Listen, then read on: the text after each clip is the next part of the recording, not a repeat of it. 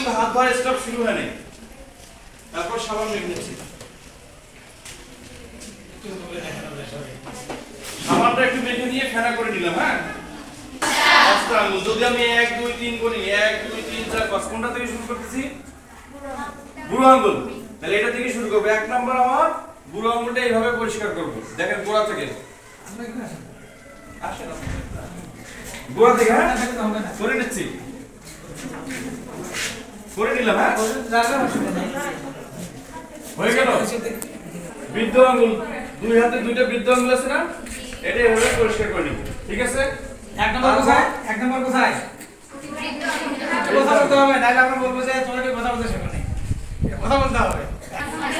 হাত কয়টা? কথা বলছি যার কারণে কিন্তু শুকায় যাচ্ছে। তোমরা তো আর হাত ধোয়ার সময় এভাবে কথা বলবে না, তাই না? স্টেপগুলো ফলো করবে। এর মধ্যে 3টা গ্যাপ, 1 2 3টা গ্যাপ আছে। 3টা গ্যাপ এই যে 3 আঙ্গুল দিয়ে তারপরে ভিতরে যে ময়লা জীবাণু আছে। এক হাতে কয়টা আঙ্গুল?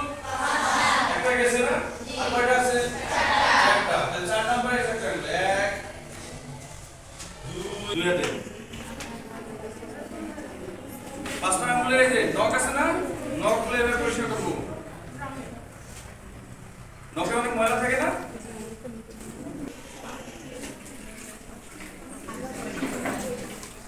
তাহলে আমি যদি এভাবে হাতটা ধুয়ে নেই 20 সেকেন্ড সময় নিয়ে, আমি দেখাইলাম বলতে হয়তো 2 মিনিট লাগলো, তাই না? কিন্তু যখন তোমরা নিজেরা ধুবে তখন কি 2 মিনিট লাগবে? তাহলে কোনো জায়গায় কি কোনো ময়লা থাকবে? আর অবশিষ্ট থাকবে?